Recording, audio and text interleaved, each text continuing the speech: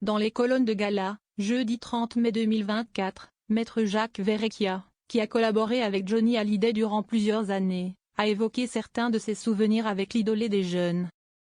Plus de 6 ans après la mort de Johnny Hallyday, son ancien avocat, Maître Jacques Verrecchia, publie Avocat du patron pour établir des vérités sur leur collaboration. Maître Jacques Verrecchia a conseillé à Johnny Hallyday de protéger son nom en tant que marque, une démarche inédite en France qui a renforcé leurs relations professionnelles. L'avocat souligne la confiance absolue et le respect mutuel qui caractérisaient sa relation avec Johnny Hallyday, loin de l'image d'un artiste manipulé.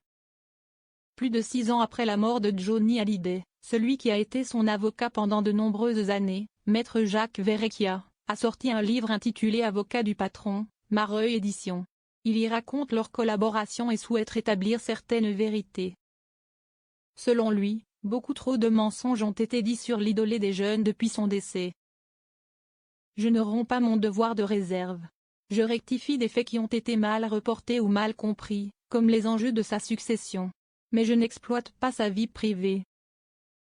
Il y a des choses que je ne raconterai jamais, a-t-il ainsi confié, jeudi 30 mai 2024, dans les colonnes de Gala.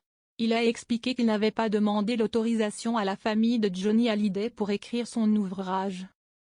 Maître Jacques Verrecchia avait conseillé à Johnny Hallyday de déposer son nom. Il est possible que mon livre ne plaise pas à certains. Mais j'espère que les réactions ne seront pas trop mauvaises, a-t-il encore expliqué. Si est en 1982 que le célèbre chanteur s'est tourné vers lui pour lui demander de gérer ses affaires. Il avait ressenti une grande fierté.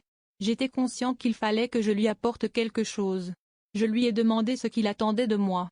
Il m'a répondu qu'il ne voyait son avocat qu'en cas de problème, s'est-il encore souvenu dans un premier temps.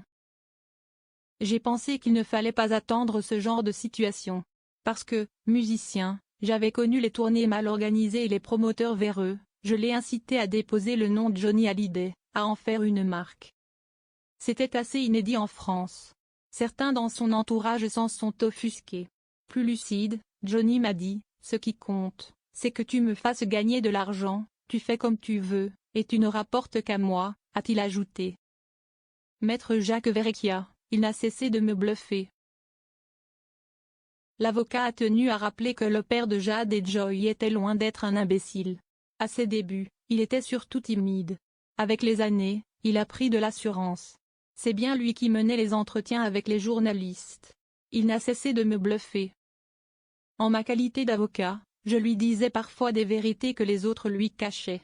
Il pouvait bouder pendant 15 jours ou un mois. Mais il revenait. Il y avait entre nous une confiance absolue, a conclu l'homme de loi sur le sujet.